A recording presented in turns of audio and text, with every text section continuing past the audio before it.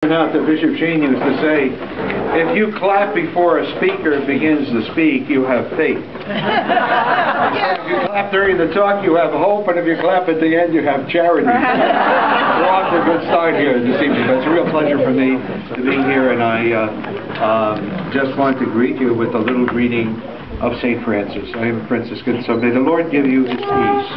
Before I get into the talk, I just want to say Brother Francis is here. He stands sort of head and shoulder. Oh, he's actually down. He was very gracious enough to come with me and do all the driving, and we had the drive up yesterday in the rain and everything, and so he's been so helpful to take care of the books and so on. But I want to point out to you some of the things on the table in the next room in case you are interested. Now, first of all, with Bishop Sheen, we have this wonderful DVD. It's called JMJ. Remember he used to put that on the top of the board? Yeah. Okay, The Servant of All, okay? And Archbishop Sheen, Servant of All. It's a wonderful thing on his life, and a number of people who knew him made comments about him and so on. Very, very enjoyable. Wonderful DVD for your home, maybe your parish, if you teach CCD and so on like that. This is a book that the foundation put out, the Archbishop Fulton Sheen Foundation, which is the one that is promoting the cause. I belong to that, and I'm vice postulator, which I am working with the miracle cases. And this is a retreat that he did in Ireland on the occasion of the 100th anniversary of the birth of St. Therese. Remember, she is one of the patronesses of she is the patroness of the missions, along with the patron, St. Francis Xavier. Okay, and of course Bishop Sheen worked with the National Office for Propagation of the Faith, and so he was very, very fitting that he preached this retreat. He was asked by a wonderful priest in Ireland, a priest who knew Bishop Sheen and invited him to give that retreat and also to give retreats for priests. I also brought along some of my own books. This is the one that I spoke about at the Mass, about Fatima for today, the Urgent Marian Message of Hope. They asked me at Ignatius Press to write a book on Fatima. They said there's a renewed interest. Put everything in it. So that's what you have in one book, the whole thing. And I tried to explain the spiritual meaning of the message and how to fulfill it. Okay? I deal with the consecration. As I said to you, take my word, it was done. Secondly, the third secret, it's all out.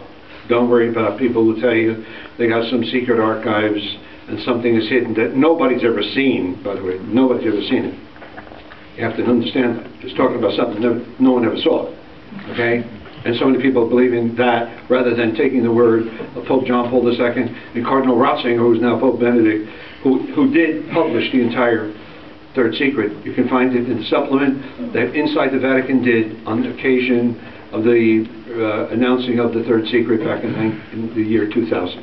Okay, the whole thing is photostated right in the magazine. All it is it's a piece of paper about this big. Let's see, about the size of this. One sheet of paper, both sides. That's the Third Secret. Nothing more. And they asked Sister Lucia, is this what you wrote? She said yes. And when they published it, she said what they published is exactly what I wrote, and there's nothing more. So either you take her word for it, or you believe these people who say she didn't tell the truth, or she couldn't tell the truth. It's all conspiracy stuff that's in people's heads. It's not in reality, though. I will tell you that. And the people are being misled by the people who keep saying and insisting the Pope didn't make the consecration, didn't reveal the Third Secret, and you know what? They are blocking the true fulfillment of Mary's message, which is for us to do the 5 First Saturday devotion. If we don't do that, we will not have the peace Our Lady promised. Okay? Because they're putting all the emphasis on the Pope. He didn't do it. I get letters from people saying the Pope didn't care. Could you imagine somebody thinking that Pope John Paul II did not care about the fate of the world? This is the man who got shot for the sake of Our Lady. This is the man who led to the downfall of the Soviet Union, the freedom of all those nations that had been subjugated under communism. And to say he didn't care. He's the one who led the people in Poland when he was Archbishop of Krakow. into that town that the communists were building, remember? It was supposed to be totally atheistic, no church. He said, we have a right to build a church. He went in there, and the Polish soldiers had their guns leveled with bayonets, and he walked in there with the people. Just tell me he didn't care. Somebody got to be living on the moon to, you know, come up with that, you know? Don't believe it. Do what Our Lady said. Get behind the message. We need you. We need everybody. That's why I said at the Mass, pray your rosary, make the 5 first Saturdays. I got a whole explanation, very clear, about the spiritual meaning of the devotion, and I call it Mary's Spiritual Development Program, because if you follow the 5 first Saturdays devotion the way Our Lady wants it, you will grow in holiness. I promise you. Because you'll be going to confession once a month, you'll be praying the rosary, you'll be learning to meditate, and all of that will add to your spiritual growth. Believe me. Okay? I teach the spiritual life. That's